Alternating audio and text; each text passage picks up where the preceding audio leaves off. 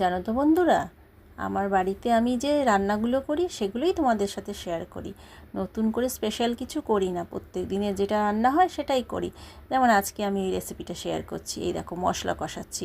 এই মশলার মধ্যে দিয়েছি হচ্ছে পেঁয়াজ, আদা, রসুন, টমেটো, লঙ্কা, কাশ্মীরি লঙ্কার গুঁড়ো। আর রান্না করব লোটে মাছ। আজকে লোটে মাছের ঝুড়ো করব না, আজকে লোটে মাছটা করব একদম মাখা মাখা। সব মশলাগুলো কষিয়ে লোটে মাছ দিয়ে হালকা করে স্টিম করে ভাপে ভাপে সিদ্ধ করে লোটে মাছের, এটাকে কি বলবো, লোটে মাছের ঝাল বলবো নাকি লোটে মাছের রসা বলবো বুঝতে পারছি না। যাই হোক, মশলাগুলো পুরো কষা হয়ে গেছিলো।